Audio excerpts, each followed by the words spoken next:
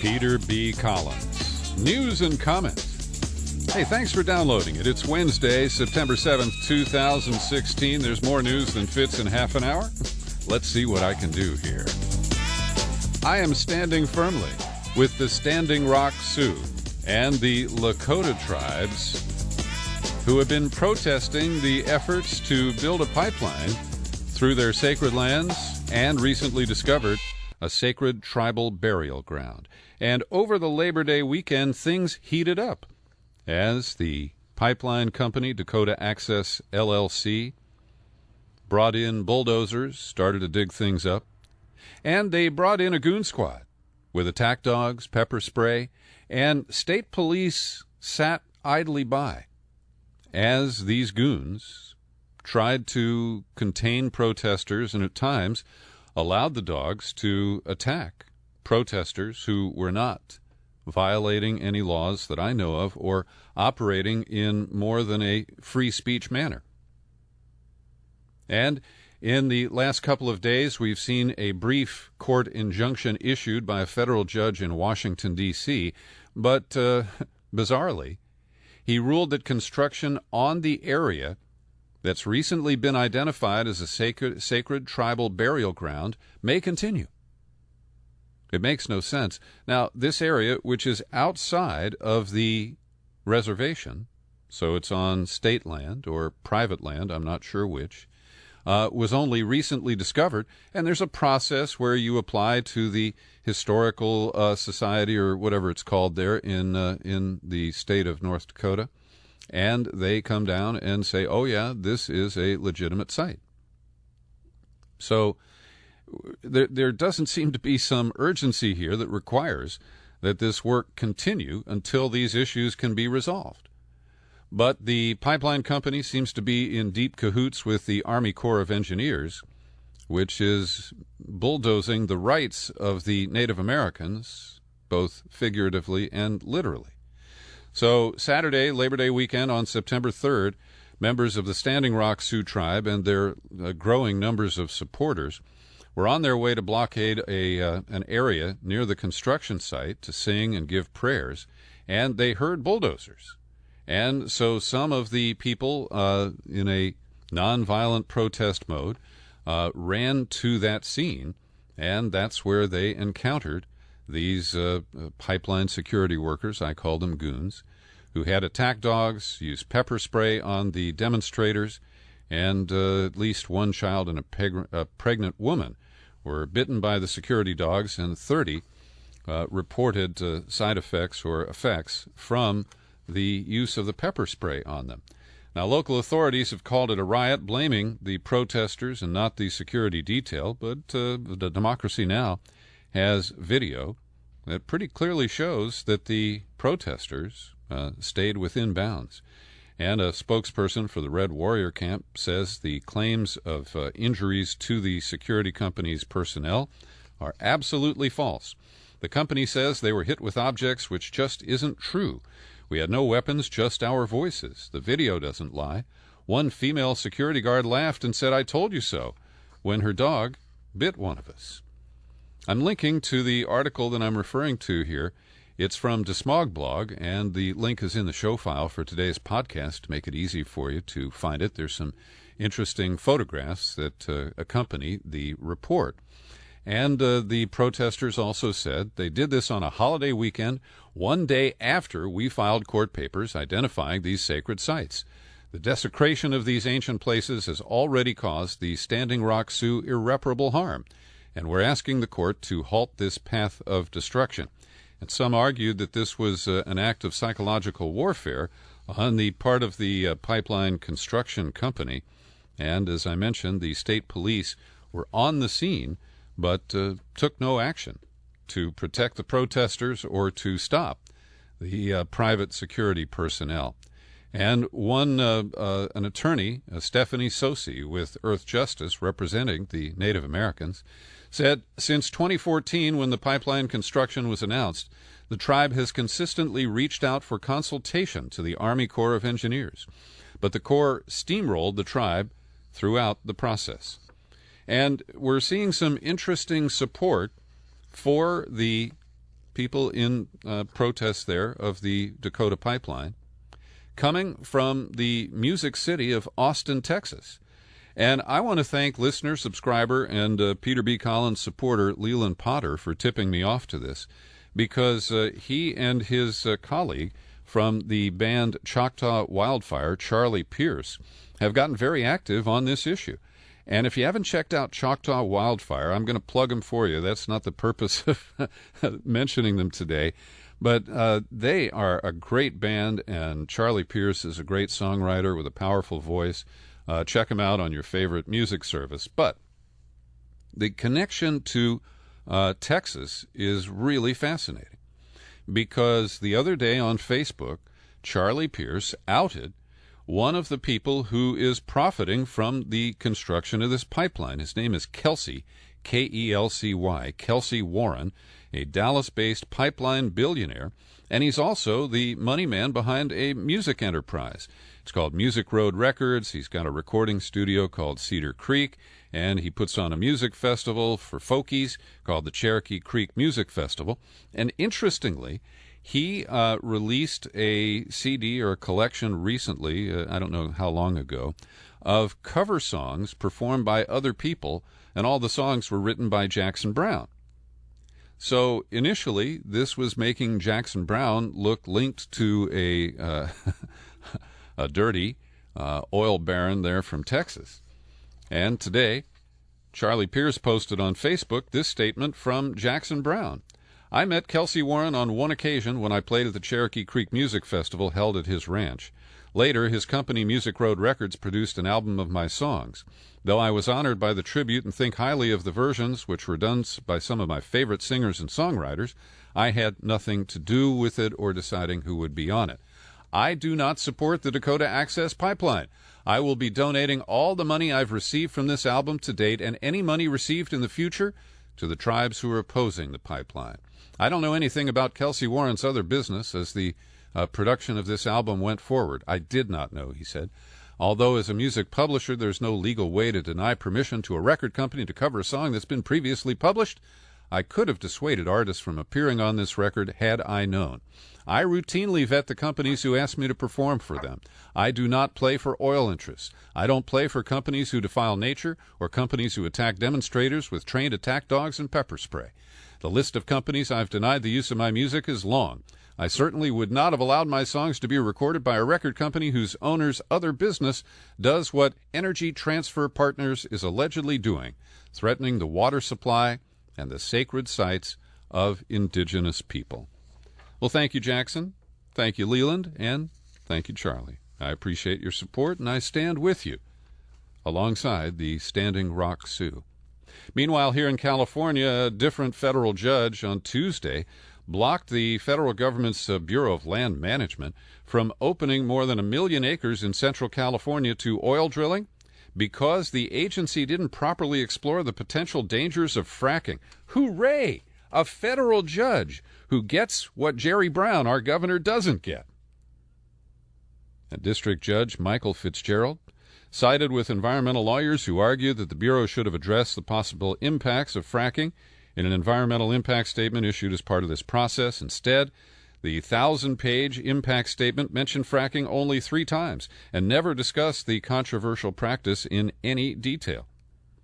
So he ordered the Bureau to go back to the drawing board, and this may only end up delaying the process. But to hear a federal judge raise the issues about fracking and the damage it does to the environment just days after Oklahoma was rocked with a 5.6 Richter scale tremor that has to be caused by fracking, well, it appears that some minds are finally being fracked open to the dangers posed by that procedure. President Obama, on his final Asian tour as president, made a stop in Laos, and he almost apologized. And I understand the constraints that he feels, and when he has apologized for past U.S. behavior, he gets all beat up by the Republicans. But hey, you're a lame duck, Barack. Go ahead, cut it loose. What he did say was that he acknowledged the suffering and sacrifices on all sides of the conflict. And there are still what are called bommies, bomblets. These are the offspring of cluster bombs. These are the small munitions loaded with ball bearings and other projectiles, some of which are still being found in farmland and other places in Laos today. Now, to his credit, Obama has increased funding for the removal of landmines and undetonated munitions in Laos, and he did, at least in a veiled way, acknowledge the damage that the United States did.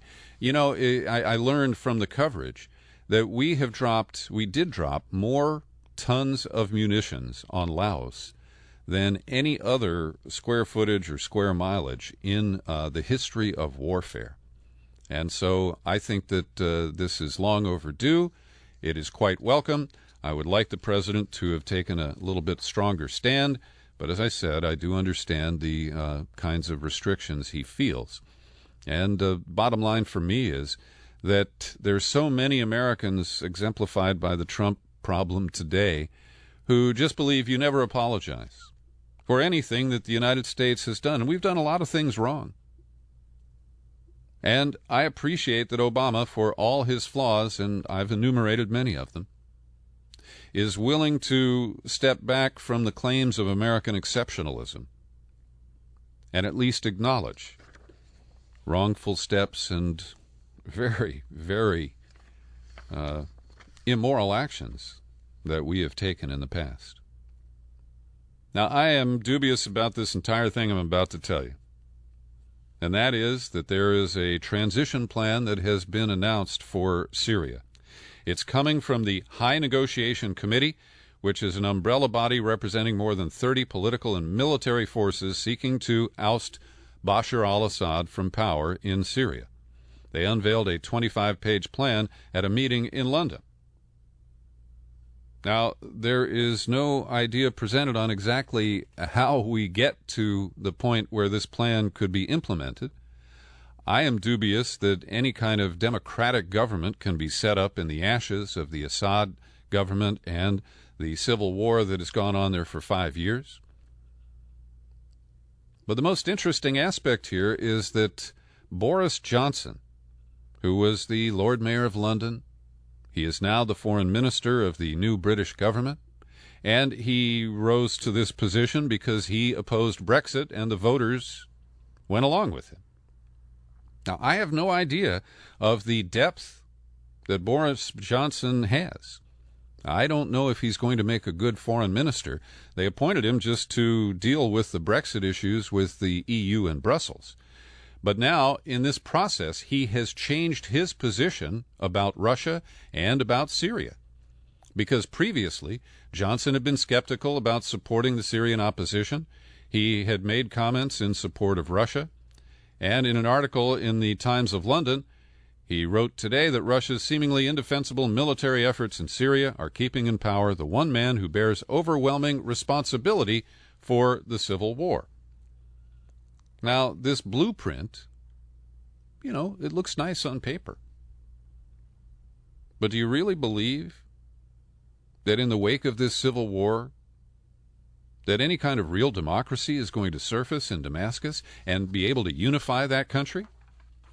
And who are these people in the High Negotiation Committee? And just how high are they? I got a couple of communiques from David Swanson, the estimable activist against war, wanting to share with you that coming up in Washington, D.C. at American University toward the end of September, the 23rd to the 25th, World Without War is going to be holding a conference called No War 2016. It is a 2-day conference, and there are a lot of great speakers: Dennis Kucinich, my old pal Harvey Wasserman, Swanson himself. I don't want to leave anybody out, but some great whistleblowers like Tom Drake, John Kiriakou, and Larry Wilkerson, who used to work for Colin Powell. So it's going to be a very interesting conference. I'm going to put up a link. The website is worldbeyondwar.org/No War 2016.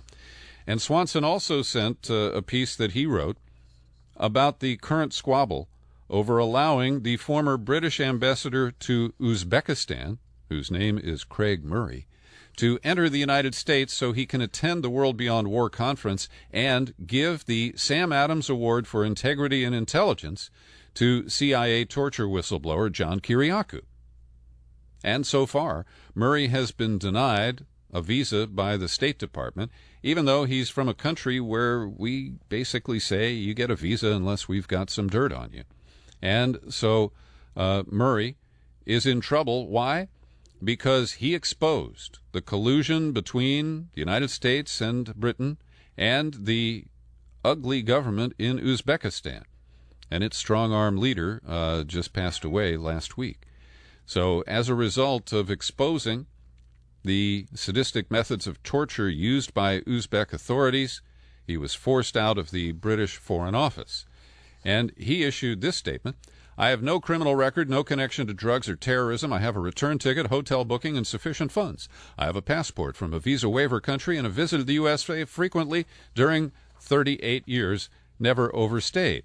The only possible grounds for this refusal of entry clearance are things I have written against neoliberalism, attacks on civil liberties, and neoconservative foreign policy. People at the conference in Washington will now not be able to hear me speak. Plainly, ideas can be dangerous. So much for the land of the free. And I'm linking to this site so that you can sign the petition. Quite a few people signed it in the first 24 hours that it was put up online. Well, today I'm releasing to subscribers a powerful new in-depth interview podcast featuring author Brad Schreiber. And Brad has put together a stunning new book that brings a lot of new details to the 1970s episode of the so-called SLA, the Symbionese Liberation Army.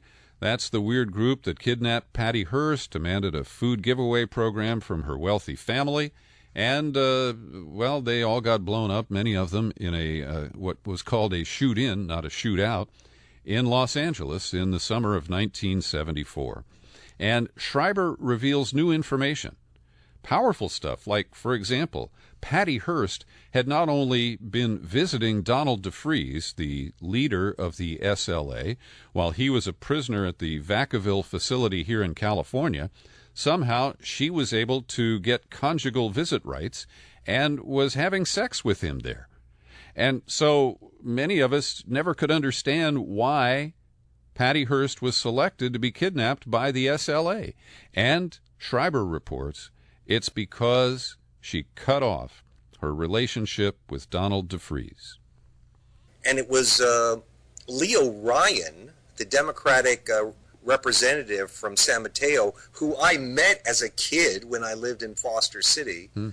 It was Leo Ryan who investigated Vacaville, Peter, found out the connection between the behavior modification of the CIA, Colston Westbrook's relationship with DeFreeze, and the creation of the SLA. And after Patty was sentenced to 7 years, it was Representative Leo Ryan who went to then President Jimmy Carter and said, look, regardless of Patty Hearst and her personal connection to Donald DeFreeze, she was not complicit in her kidnapping. This was a blown operation, an intelligence operation, and I think you need to commute her sentence. And Carter looked into it and decided, absolutely right. I've got the documentation in front of me. MK search was going on at Vacaville, and that's why Patty's sentence was reduced to 22 months. My fascinating, fresh interview with Brad Schreiber is available today for subscribers at peterbcollins.com, at TuneIn, at iTunes, Stitcher, Spreaker. And you may know that the Peter B. Collins Daily News and Comment podcast is now available on YouTube. We discovered that a lot of people have the YouTube app on your smartphones and devices, and it's an easy way for you to get the podcast. So I'm putting up a link to the temporary site of the Peter B. Collins channel on YouTube, and as soon as we have 100 subscribers, the way YouTube works, they'll let us choose a URL like Peter B. Collins Podcast. So That's one of the upgrades that'll be coming shortly. But I encourage you to go to YouTube, follow the link, and just click on their subscription button. They'll send you a notification when there's a new podcast if you like. And it's just another way to get the same fine podcast that's available on other platforms as well. And I always like to thank people who support my work with your subscriptions, people like the intrepid Carl Howard, Tim McKay, Janet Price, Benny Alto, and his pooches in Oregon. They are all great stalwart supporters. And if you'd like to join them, come on over to peterbcollins.com. It just takes a minute. You click on the menu button, pull down, click on Become a Subscriber. It takes you to the sign-up page and lets you choose $5, $10 a month, $20 a month, whatever's comfortable. And if you sign up for our for our annual $50 subscription, I have one copy of Brad Schreiber's Revolution Ends book that I can give away as a bonus book to the very first person who takes out a new annual subscription, gives me a mailing address in the continental U.S., and says, I want that Patty Hearst book. Okay? So I'd be happy to share that with somebody who is interested in that story from the past. Well, this comes from the dangerous left-wing rag, Fortune magazine.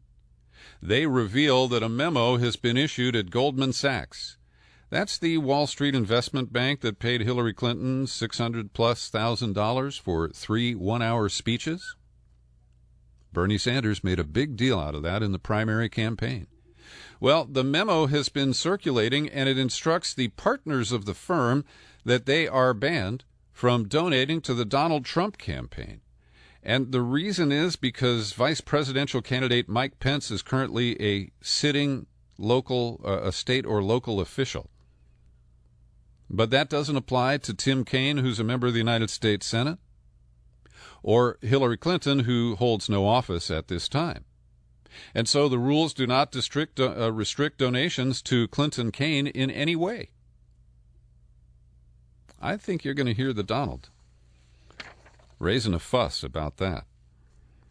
And there is a kind of warm-up, a preseason, not debate, but the two candidates, Trump and Clinton, will be sitting for back-to-back interviews on MSDNC tonight. It's called the Commander-in-Chief Forum, and it is somehow sponsored by IAVA. That's Paul Reichhofen? I'm sorry. His name just escaped from my memory here. But Paul Reichhoff was the founder of Iraq and Afghanistan Veterans of America. And they are influencing or co-sponsoring this debate. It's not a debate, this forum. And it's being called the Commander-in-Chief Forum. We expect the questions to relate to foreign policy and the treatment of our veterans. And I think that's a very worthwhile effort. I'd like to see it in a debate format, though, because it gives us the ability to see some dialogue between the two candidates and get a better sense of the differences in the positions that they hold. But that's the way it's being structured.